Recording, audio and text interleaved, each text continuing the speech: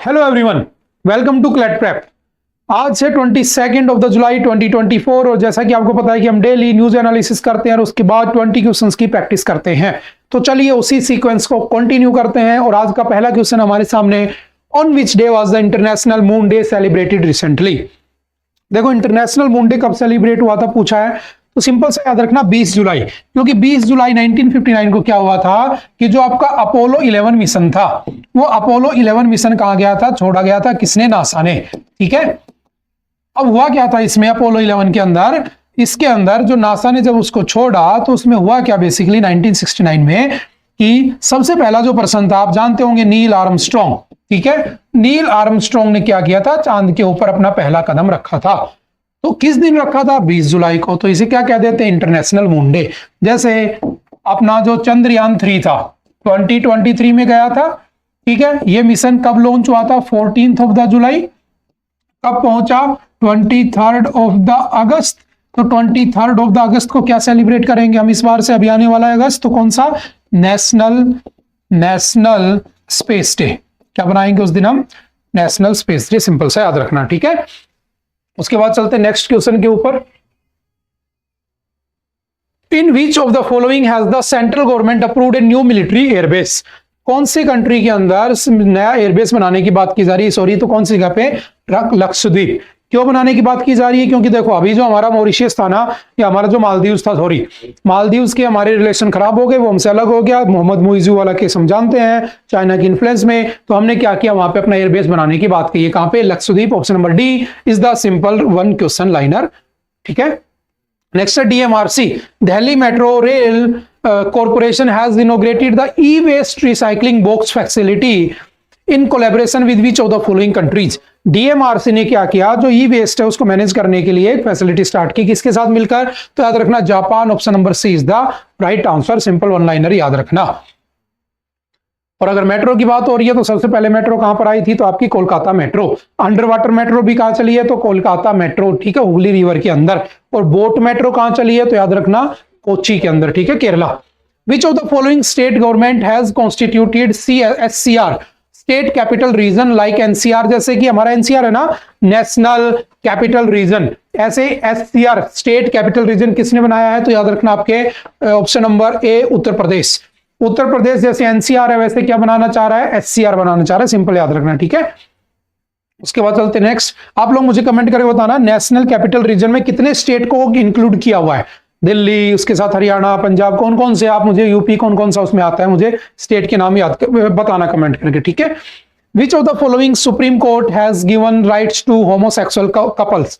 देखो होमोसेक्सुअल क्या होते हैं, जो कह सकता हूं कि सेम सेक्स के लोग होते हैं उसे क्या कह देते हैं, होमोसेक्सुअल। ठीक है, जैसे आपने सुना होगा एलजीबीटी की कम्युनिटी, लेस्बियन, गे, या ये सब। अब होता क्या है कि जो होमोसेक्सुअल लोग होते हैं, अच्छा भारत में होमोसेक्सुअलिटी का क्या स्टेटस है, तो भारत में पहले होमोसेक्सुअलिटी को क्रिमिनलाइज माना जाता था कि क्राइम है, कि अगर लड़का लड़का या लड़की लड़की होमोसेक्सुअल एक साथ हैं तो उसको क्राइम माना जाएगा। लेकिन अब क्या हो गया, भारत में 2018 में शायद आपने पढ़ा होगा, सुप्रीम कोर्ट का एक हिस्टोरिकल डिसीजन आया था जिसमें सुप्रीम कोर्ट ने आपके होमोसेक्सुअलिटी को क्या कर दिया था, होमोसेक्सुअलिटी को डीक्रिमिनलाइज कर दिया था। अब यानी कि भारत में सेम सेक्स के लोगों का साथ रहना क्या है, इलीगल है, अलाउड है, या पढ़ चुके हो। ये कौन सा सेक्शन था आपका आईपीसी का, तो शायद आपने पढ़ा होगा सेक्शन 377। तो आपसे ये भी पूछ सकता है कि when was the section 377 was unconstitutional या struck down by the supreme court, तो कौन सा था, 2018। या पूछे तो कौन सा, सेक्शन 377, सिंपल सा याद रखना। ठीक है, और ये अभी किसने किया है, तो ये कौन सा है, तो आपका option number A south Korea is the right answer. उसके बाद चलते next. Which of the following has approved A loan of $245.5 million for the rooftop solar system in the India. इसका आंसर आप बिना देखे भी दे सकते थे। देखो वर्ल्ड बैंक हो ही नहीं सकता, ठीक है, IMF, सॉरी इसमें है ही नहीं, नीति आयोग हो ही नहीं सकता, क्योंकि उसके पास तो कहां से पैसा आएगा, वो तो खुद एक स्टैट्यूटरी बॉडी है। NDB नेशनल डेवलपमेंट बैंक, ये भी नहीं हो सकता। ADB एशियन डेवलपमेंट, ये बिल्कुल राइट आंसर। क्यों, क्योंकि जब भी कभी एशिया में डेवलपमेंट की बात होगी तो पैसा कौन देता है, ADB। हम कई बार पढ़ चुके हैं, एशियन डेवलपमेंट बैंक। जैसे मैंने बताया था लास्ट टाइम 2021 में एक स्कीम स्टार्ट हुई थी इंडिया में, पीएम गति शक्ति। और वो जो पीएम गति शक्ति स्कीम आई थी, उस पीएम गति शक्ति स्कीम के अंदर जो 2021 में स्टार्ट की गई थी, उसके लिए इसने लास्ट ईयर हमें, एडीबी ने लास्ट ईयर हमें कितने पैसे दिए थे? $25 बिलियन पैसा दिया था लोन पर 5 साल के लिए। अब इसने क्या किया, हमें सोलर रूफटॉप स्कीम जो है उसके लिए $240.5 मिलियन का लोन दिया है। अब एडीबी कब बना था? 1968 में, सॉरी 66 में। इसमें टोटल मेंबर कितने हैं? तो याद रखना इसमें टोटल मेंबर्स हैं 68। इसका हेडक्वार्टर कहां पे है? तो याद रखना इसका हेडक्वार्टर है मनीला, ठीक है। और मनीला कहां पे है? तो फिलीपींस, ठीक है। इसमें टोटल मेंबर है 68, सिंपल से याद रखना, ठीक है। उसके बाद चलते हैं नेक्स्ट क्वेश्चन कौन सा आता है? Which of the following state government has repealed the Muslim Marriage and the Divorce Registration Act? किसने मुस्लिम मैरिज एक्ट और डाइवोर्स रजिस्ट्रेशन एक्ट को हटा दिया? तो कौन सा स्टेट आपका? आसाम। देखो आसाम अभी रिसेंटली पहला स्टेट बना था जिसने अपने यहाँ पर जो पोलीगैमी है ना उसको भी बैन कर दिया था, यानी एक से ज्यादा शादी करना। जैसे आपने पढ़ा होगा UCC, uniform civil code. Uniform civil code में ये होता है सभी के लिए कानून सेम होना चाहिए, हिंदू मुस्लिम सिख कोई भी हो। तो इसमें यूसीसी में पहला स्टेट कौन सा बना था? उत्तराखंड। ऐसे ही आपके पॉलीगैमी या मल्टी मैरिज को बैन करने वाला आसाम बना था, और आसाम के अंदर ही अभी जो मुस्लिम मैरिज एक्ट 2007 को रिपील कर दिया गया, ठीक है। तो सिंपल सा वन लाइनर याद रखना, ठीक है। उसके बाद चलते हैं next, Adam's bridge. Adam's bridge कहां पे है? तो आप जानते होंगे, अगर मैं कहता हूं कि ये आपका क्या है? इंडिया, और ये आपका क्या बना हुआ है? मान लो श्रीलंका। इस श्रीलंका के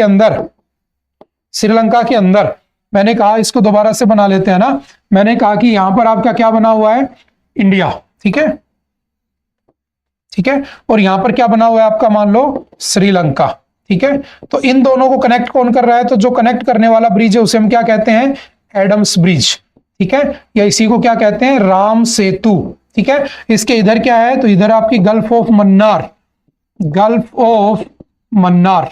और इस तरफ क्या है? तो इस तरफ यहां पे क्या बना हुआ है? तो पाक स्ट्रेट। कौन सी स्ट्रेट बनी हुई है? पाक स्ट्रेट। तो यही पूछा है किस किस के बीच में, तो सिंपल याद रखना गल्फ ऑफ मन्नार एंड पाक स्ट्रेट, ठीक है। अच्छा, ये आपने पढ़ा होगा कि अभी इसके अंदर एक आइलैंड बना हुआ था, ठीक है, कच्छतीव, जो आपका श्रीलंका को दे दिया था एग्रीमेंट में इंदिरा गांधी के टाइम पर, उसको वापस लेने की बात हो रही थी, मछुआरों को पकड़ के जेल में डाल रहे थे। वो वाला भी आइलैंड कहां पे है? तो यहीं पर आपके पाक स्ट्रेट में बना हुआ है। इधर कौन सा है? Gulf of Mannar. और दोनों के बीच में क्या है? Adam's bridge. और ये लगभग कितना लंबा है? 48 किलोमीटर लंबा है, 48 किलोमीटर। और अभी ये न्यूज में क्यों है? क्योंकि नासा ने इसकी क्या की अलग से, सॉरी आपके जो इसरो है ना, इंडियन स्पेस रिसर्च ऑर्गेनाइजेशन, इस इसरो ने अभी इसकी क्या की थी? मैपिंग। और जब मैपिंग की थी तो इसको बहुत अच्छे से मैप में दिखाया गया, तो ये दोबारा न्यूज में आ गया और कुछ भी नहीं है, ठीक है। उसके बाद चलते हैं नेक्स्ट, ठीक है। नेक्स्ट चलते हैं, विच of the following state government has launched the मुख्यमंत्री युवा कार्य प्रशिक्षण योजना? देखो, मुख्यमंत्री युवा कार्य प्रशिक्षण योजना, नाम से समझ में आ रहा होगा कि मुख्यमंत्री जी के नाम पर युवाओं को कार्य प्रशिक्षण, यानी कि उनको स्किल डेवलपमेंट के लिए काम देना, उनको स्किल डेवलपमेंट पे फोकस करना ताकि उनको जॉब मिल सके, एम्प्लॉयमेंट बढ़े, अनएम्प्लॉयमेंट घटे। तो कौन से स्टेट ने इसको लॉन्च किया? तो सिंपल से याद रखना आपका Maharashtra, option number A is the right answer, ठीक है। सिंपल वन लाइनर का क्वेश्चन है। नेक्स्ट कौन सा है? Who among the following has launched India's first national narcotics helpline Mansa?